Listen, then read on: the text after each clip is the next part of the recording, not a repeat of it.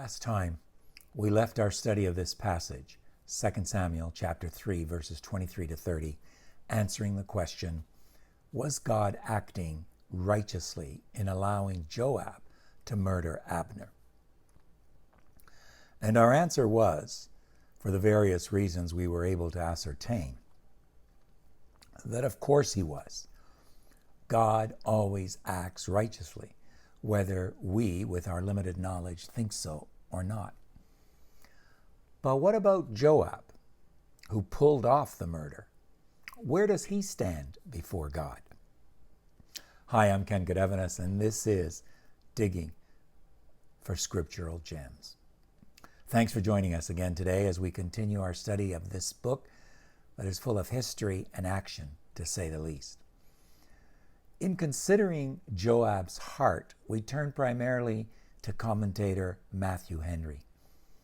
He believes that Joab was also unrighteous, not only in what he did, but in the manner in which he did it.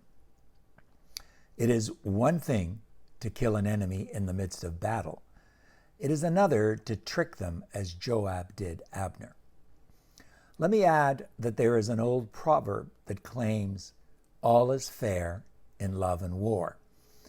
It is first known to have been seen in a work called Euphues, The Anatomy of Wit, a didactic romance written by John Lyly, L-Y-L-Y, also spelt many other ways, in 1578. Most commonly, it is used to describe a situation in which people do not follow the usual rules of behavior and instead do things that are normally considered unfair. I suppose one can argue war can be both national, covering many individuals, entire countries, as well as personal, entailing the dislike of one man or woman against another. Joab felt what he did was fair.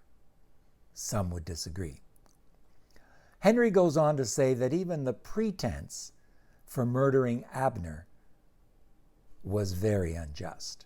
Abner had indeed slain his brother Asahel, and Joab and Abishai, the other two brothers, pretended herein to be the avengers of their brother's blood. But Abner had slain Asahel in an open war. Yes, Abner had first given the challenge to that war, but Joab himself accepted it and had slain many of Abner's friends in return. Abner had also killed Asahel in his own defense, and not till he had given him fair warning, which Asahel did not take. In fact, Abner had tried desperately to get Asahel to stop pursuing him so he wouldn't have to kill him. There's no doubt that he killed him reluctantly. This is a situation so different than what we have here with Joab killing Abner. Joab shed what the Bible in 1 Kings chapter 2 verse 5, that's the book that follows 2 Samuel, it calls this the blood of war in peace, shedding the blood of war in peace. We need to be careful that we do not shed the blood of war in peace. Some time ago, relations between myself and another individual were cut off because I felt I had been mistreated and deceived. The two of us were at war. More recently, and after that individual's apology, we reconnected. Today, we're meeting to discuss a matter of mutual benefit to the organizations we both represent. I'll be careful not to shed the blood of war in peace. That is, once peace has been reached between us and others, we must trust God to take care of the future. We must move forward in total peace. There's also the possibility that Joab's enmity towards Abner was for a much worse reason than that. Joab was in charge of David's forces. But if Abner were to join David, his greater experience in war and his more senior rank may have led to Abner taking over from Joab. That made Joab jealous. And often, jealousy leads man to, as Henry says, quote, better bear the guilt of blood than the thoughts of a rival, end of quote.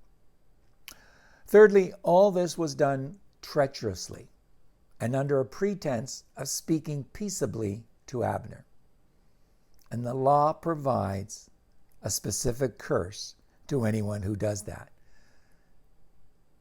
We read in Deuteronomy chapter 27, verse 24, we read, "Let there be a curse to anyone who strikes another person in secret."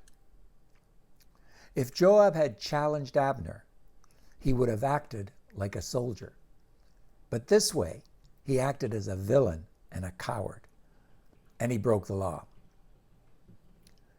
Reason number 4 that Henry gives for claiming that Joab acted unrighteously was that what he did was a great affront and injury to David, who was now in a treaty situation with Abner, as Joab well knew by then.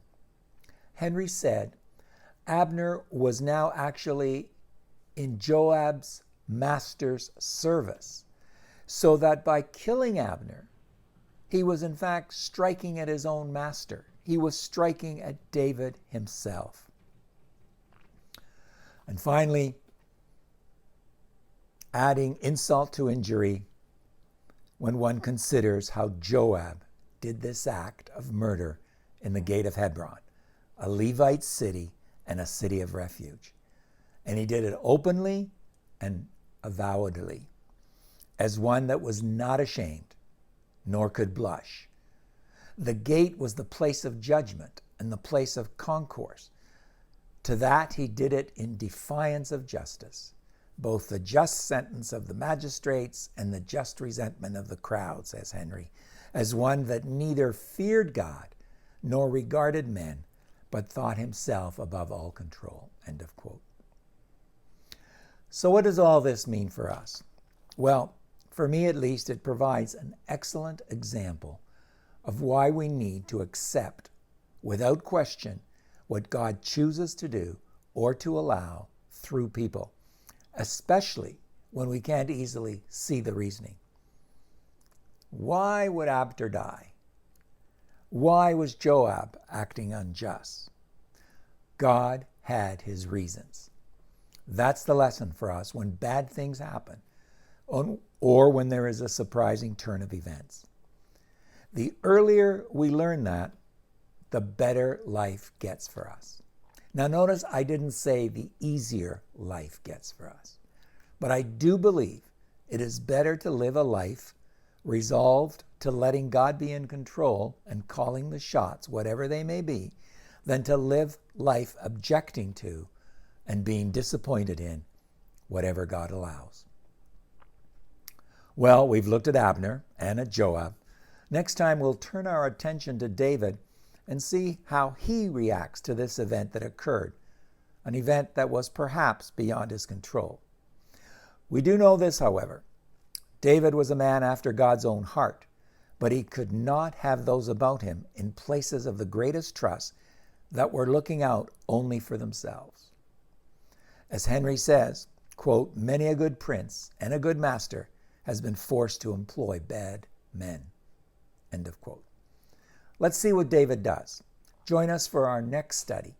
In the meantime, please share these videos with others. Write to us with your comments, your thoughts, your questions, and keep on studying God's words. God's word, looking for the gems. Finally, I ask you again to please consider subscribing to our YouTube channel, Digging for Scriptural Gems.